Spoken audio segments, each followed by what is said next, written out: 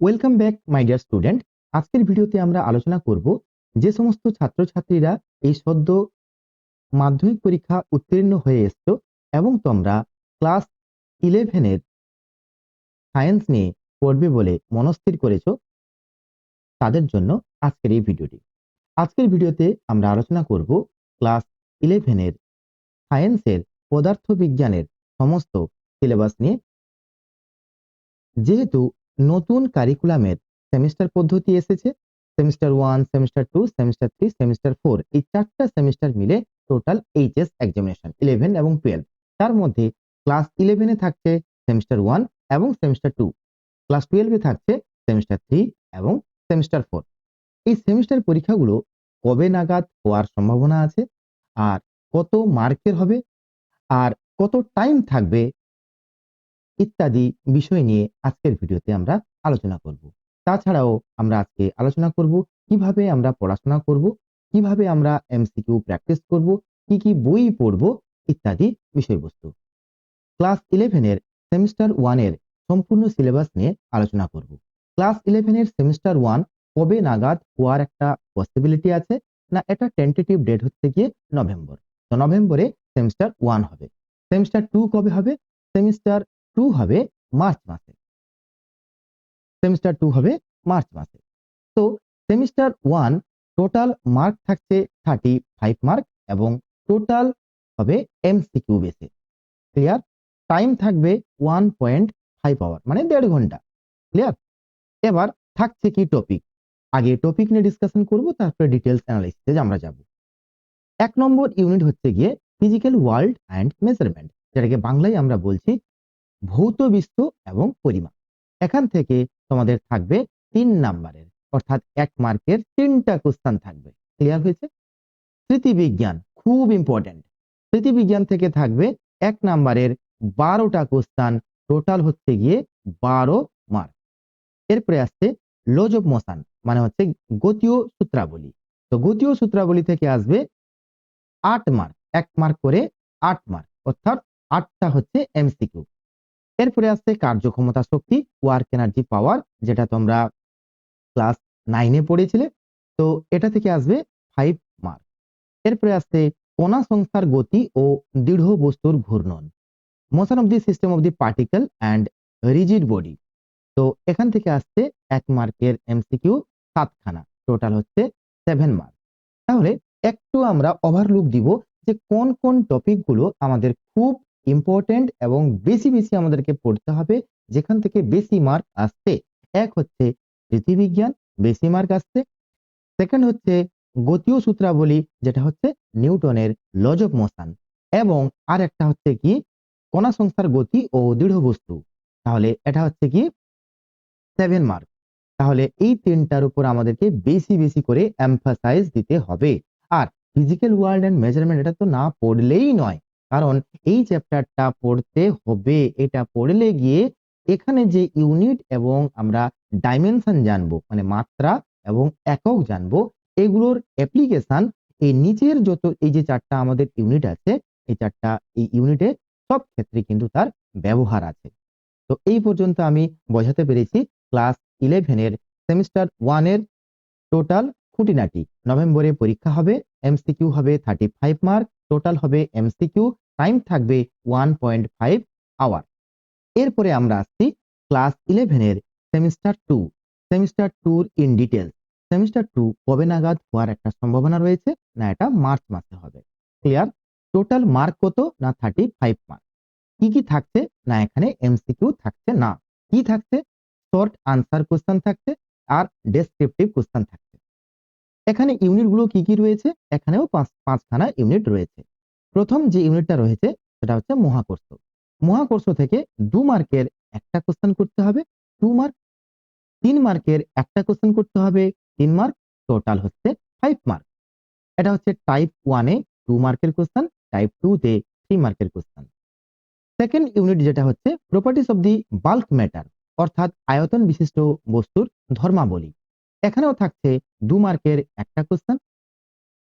Short answer type কোশ্চেনে থাকছে 3 মার্কের একটা কোশ্চেন। ডেসক্রিপটিভ টাইপ কোশ্চেনে থাকছে 5 মার্কের একটা কোশ্চেন।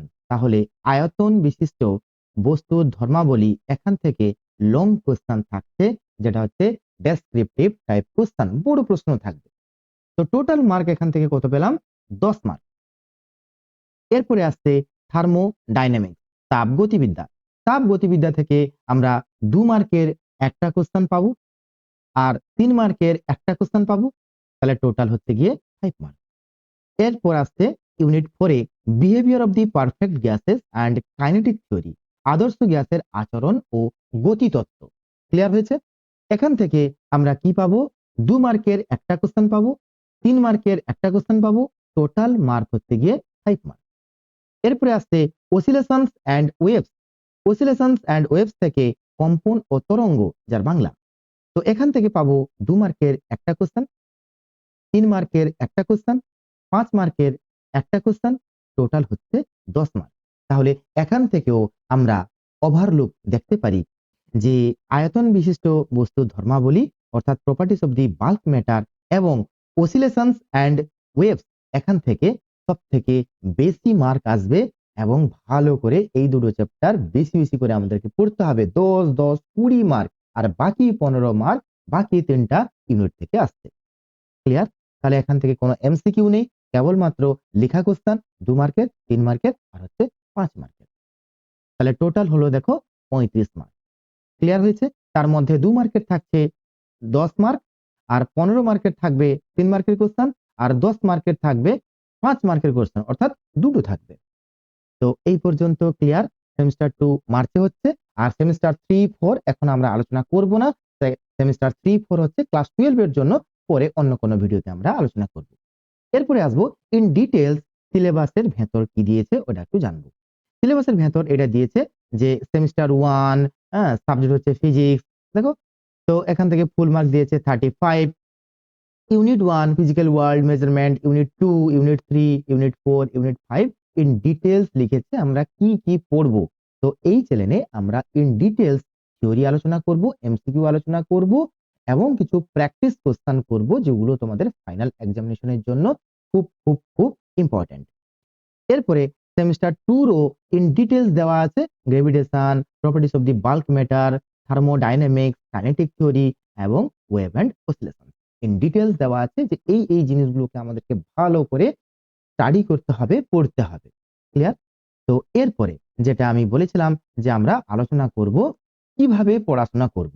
তো কিভাবে পড়াশোনা করব, ফার্স্ট আমাদেরকে দেখো, খালি তো এমসিকিউ প্র্যাকটিস করলে হবে না, বা খালি আমরা যখন এমসিকিউ করতে যাব, এমসিকিউ তো করতে পারবো না, আমরা তো কিছুই জানি না। তাহলে আমাদেরকে প্রথমে সিলেবাস ধরে থিওরি পড়তে হবে।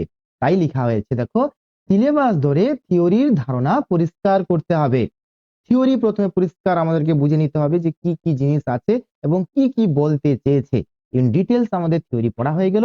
তারপর টপিক ওয়াইজ আমরা এমসিকিউ আলোচনা করব, অর্থাৎ একটা ইউনিটের একটা টপিকের উপর পড়া হয়ে গেল এবং সেই টপিকের উপর যা যা এমসিকিউ আছে তোমাদের টিচাররাও তোমাদেরকে হেল্প করবে, বা আমরা এই ফিজিক্স বাংলা চ্যানেল থেকেও তোমরা প্রচুর প্রচুর এমসিকিউ পেয়ে যাবে। এখান থেকে সেই সমস্ত এমসিকিউ গুলোকে আমরা কভার করব। দেন আমরা আসবো কোশ্চেন পেপার সমাধান।